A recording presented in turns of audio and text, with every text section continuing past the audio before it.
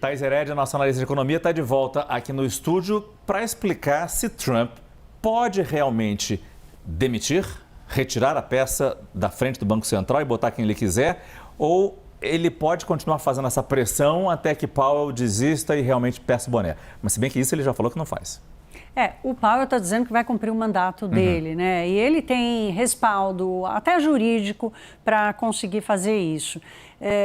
Como o Trump tem feito com tantas outras decisões que ele toma, ele provocou o mundo inteiro a se questionar, afinal de contas, qual é a segurança realmente constitucional, legal, que executivos de agências independentes do governo, e o Federal Reserve é uma delas, tem para atuar. Essa história é antiga nos Estados Unidos. Ela começa com uma briga do Franklin Roosevelt lá na saída da Grande Depressão, passa pelo período pós-guerra para chegar onde a gente está hoje. Márcio, vamos dar uma olhada aqui para falar especificamente, para a gente trabalhar com os fatos. Então, olha lá, 1935... a Suprema Corte americana tomou uma decisão que acabou ganhando o nome de executor de Humphrey. Humphrey foi o cara que desafiou Franklin Roosevelt. O Roosevelt queria demiti-lo do Departamento de Comércio, da Agência de Comércio, e não pôde. E aí a Suprema Corte disse o seguinte: olha, o presidente dos Estados Unidos não pode demitir executivos de agências que estejam fora do campo administrativo do governo, porque um governo não pode criar um banco central. Né? Então, se ele não pode criar um banco central, ele não pode ter uma ingerência sobre essa gestão. Ele pode até escolher e apontar o nome, mas ele não pode ter um sobrepoder sobre essas agências. Lá no período pós-guerra, veio mais um avanço, que foi um acordo feito entre o Federal Reserve e o Tesouro americano, assegurando a independência, separando os papéis. O Tesouro cuida da dívida pública e o Federal Reserve cuida da política monetária, decide os juros. Nesses últimos 70 e tantos anos, a economia americana já passou por vários tipos de pressão. Nixon, por exemplo, quis demitir o presidente do Banco Central da sua época porque a inflação estava em 2 dígitos, não conseguiu, foi desaconselhado a fazer isso. Não só lá, né? A gente sabe que uma pressão em cima de presidentes de bancos centrais acontece em algum país que a gente conhece também. Bom, enfim, né? E a gente é novo nesse negócio, né? E aí, o que eu queria trazer aqui é o seguinte: nós vamos tratar aqui sobre o mandato do Powell, só para nos colocar aqui no tempo. Jeremy Powell assumiu no dia 5 de fevereiro de 2018, apontado por Donald Trump. Foi Donald Trump que o escolheu. Em maio de 2023, já sob a gestão de Joe Biden, mais 4 anos, porque esse foi o regime estabelecido ao longo desses anos todos, a partir dos tratados feitos e de outras regulamentações e normas que foram surgindo. Então, 4 anos de mandato que está descolado do mandato do presidente da República. E o mandato dele vai até maio de 2026. Veja, Márcio, a discussão sobre o Federal Reserve, ela é importante do ponto de vista institucional. Quantas vezes a gente já ressaltou aqui, né, a fortaleza das instituições americanas que estão sendo desafiadas agora por Donald Trump. O Federal Reserve, ele tem uma percepção de que ele é uma pedra, que não se mexe, que ninguém consegue movê-la daquele lugar. Os preços do mundo inteiro são feitos a partir do que decide o Banco Central dos Estados Unidos.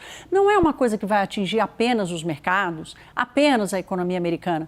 Atinge o mundo inteiro. Então, por mais que esteja ali uma dúvida sobre, afinal de contas, o que Trump quer fazer, o Trump está querendo desafiar essa decisão do Supremo Tribunal Federal lá do século retrasado, quase, né? Lá de 1935, né? Dizendo o seguinte: olha, ele questiona a constitucionalidade disso. Ele acha que não está óbvio que ele não pode demitir o presidente do Banco Central. E aí você nos traz uma informação que talvez seja ainda mais grave. Ele não apenas quer mudar a direção do Banco Central, se bel prazer, como já teria até um nome escolhido. Esse nome escolhido não é de agora, hoje ele voltou ao radar. Márcio, vamos dar uma olhada aqui. Eu estou falando do economista Kevin Warsh. Esse relativamente jovem, né? É um economista relativamente jovem. O Kevin Warsh disputou com o Jeremy Powell, lá em 2017, a cadeira de presidente do Federal Reserve. O Trump acabou escolhendo o Jeremy Powell, mas o Kevin Warsh, desde aquela época, já era um nome muito forte para ocupar o Federal Reserve. Qual a experiência que ele tem? Ele foi um conselheiro importante no governo Bush. Logo depois, antes disso, ele passou pelo Morgan Stanley. Na verdade, eu inverti aqui, mas ele trabalhou no Morgan Stanley, que é um dos maiores bancos de investimento do mundo, trabalhou no governo Bush e foi um dos diretores do Banco Central dos Estados Unidos em 2006 e 2011. Então, é um cara que conhece. Eu conversei com economistas americanos que conhecem e convivem de alguma forma institucionalmente com Kevin Warsh. Ele é tido como um economista conservador, liberal, alguém que tem algumas ideias assim muito parecidas, inclusive com Jeremy Powell, mas que teria uma articulação muito forte com os republicanos. Teria uma aproximação muito grande com o Scott Bessent, que é o atual secretário de Tesouro dos Estados Unidos. Essa articulação, essa aproximação, trouxe de volta o nome do Kevin Warsh para o centro dessa discussão. E o que essas pessoas estão dizendo, e as apurações também dos jornais americanos, dizem que o Warsh está falando, olha, não me bota nessa confusão não, espera acabar o mandato do Powell para depois me chamar.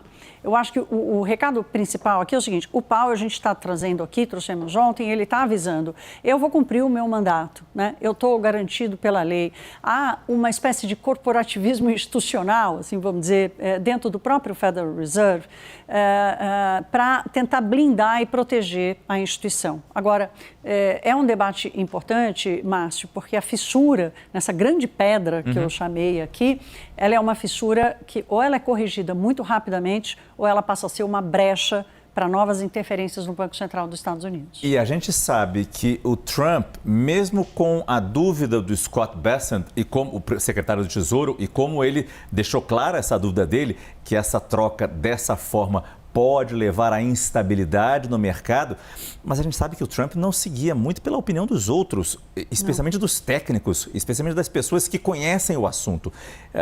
Ou seja, o risco continua mesmo assim. Não, o risco é muito grande, né? Ninguém vai achar que é uma brincadeirinha dele, assim como a gente deixou de achar que é uma maluquice, ele queria a Groenlândia, ele queria o Canal do Panamá, ele queria anexar o Canadá, né? Essa política tarifária que ele fez, não é brincadeira. Hoje ele falou isso dentro do Salão Oval, se eu quiser ele fora, ele estará fora, né? Então ele se posiciona de uma forma desafiadora, né? Não só da lei, do aparato legal, que pode ter uma falha ou outra, uma incompreensão ou outra, mas há um aparato legal que sustenta Jeremy Powell até o final do seu mandato, mas ele faz isso acreditando que ele vai vencer. Muito obrigado, Thaís Herédia.